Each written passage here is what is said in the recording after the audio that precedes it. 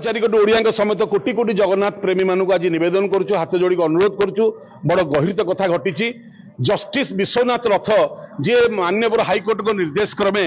team रो leaders आज रत्न भंडार गणति करुछंती से बाहर रत्न भंडार तीनोटी रत्न गायब हो जाइथिबा कथा निखोज होइथिबा कथा गणमाध्यम को जनइले गणमाध्यम प्रकाश पाइला एवं सेथिबे आमे कहवा कथा जो तीनोटी रत्न चोरी होइछि बा जो तीनोटी रत्न निखोज होइछि तार तदंत हवा दरकार दरकार ना नहीं दरकार जेहेतु महाप्रभु रत्न गायब होती सी कहते निखोज आम कहूँ चोरी भीतर रत्न भंडार पर्यटन खोल जाए ना आमर विनम्रतार सहित कहया कथा जो जो पॉइंट पर आज आम थाना केस देलु मुझे पॉइंट खाली आप पढ़ी दूसरी यही गणति मणति समय बाहर रत्न भंडार तीनोटी रत्न जो चोरी समय बाहर रत्न भंडार तीनोटी रत्न निखोज होता जस्टिस विश्वनाथ रथ गणमाध्यम जन विभिन्न गणमाध्यम प्रकाश पाइबा कोटी कोटी भक्त हृदय को आघात लगी और बहुत दुख पाई जड़े हाइकोर्ट जज सत्य प्रकाश करथिबा बेले श्रीमंदिर प्रशासन तदंत नकरी घंट घोड़ाइबा चेष्टा करुछंती कौन पेगा का स्वार्थ क्या घंट घोड़िया होची श्रीमंदिर प्रशासन पक्षर उभय सुप्रीमकोर्ट एवं माननीय हाइकोर्ट सत्यपाठ दि जाइथिला मुनाळीपाड़ी केस रे सुप्रीमकोर्ट रे एवं एठी आलोक बाबू केस रे हाइकोर्ट रे जे विधानसभा तत्कालीन आईन मंत्री कहते ताला चाबी पड़ी समस्त रत्न सुरक्षित अच्छी न गणिकी कहते सुरक्षित अच्छी यदि 22 मसीह सत्यपाठ देले सुरक्षित अच्छी कि 23 मसीह सत्यपाठ देले सुरक्षित अच्छी ताले जस्टिस रथ वर्तमान केमिति कहउछंती तीनोटी रथ निखोज अच्छी ताले यार तदंत हवा दरकार ना नहीं सरकार केमिति जानिले सेतले सुरक्षित थिला आज जेतले चोरी होउची सरकार भाबुछंती प्रशासन भाबुची जे आमे देखिया सत्यपाठ काले मिछ होइजो तणको घंट घोड़िया हो तापर चलती बाहर रत्न भंडार सिंधुक आपण मैंने बदल स्ट्रंग रूम को नेले रत्न को आउ गोटे सिंधुक को नेले जितेबाला ए भंडार रू आउ गोटे जगह रत्न रखिले से कहीं गणति बणति कले ना जदि कले ना ये जो हजिला निखोज है चोरी है से प्रशासन दायी रहा ना आपन किए कहला गोटे जगह आउ गोटे सिंधुक को काढ़ी बिना गणति मणति आप बाहर देवे तेणुक बाहर नहीं थोड़े स्ट्रंग रूम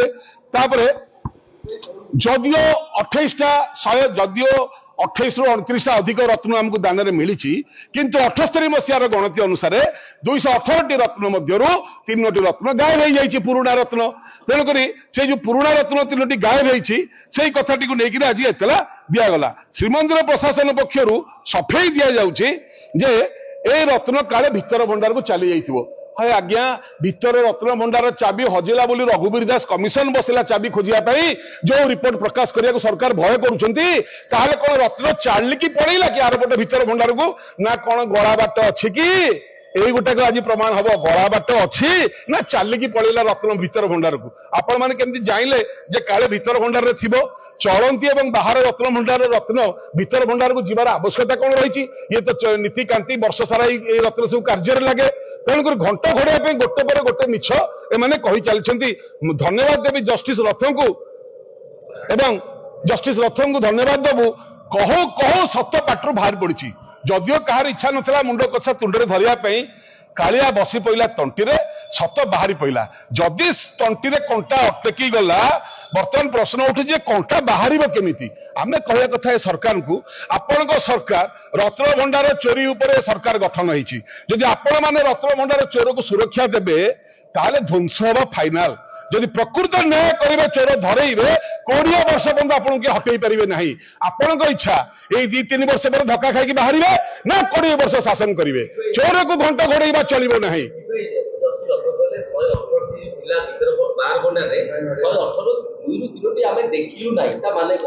ता माने हला सी सत कथा कहले जे पुराना लिस्ट अनुसार 3टी नाही 2टी बा 3टी जोटा नाही तार अर्थ सी तो कहबेनी चोरी होईची से जन जस्टिस सी गणति कले हाइकोर्ट के निर्देश सी टीम लीडर सी कहते सुप्रीमकोर्ट कि हाइकोर्ट को जज अध्यक्षतार यहाँ हम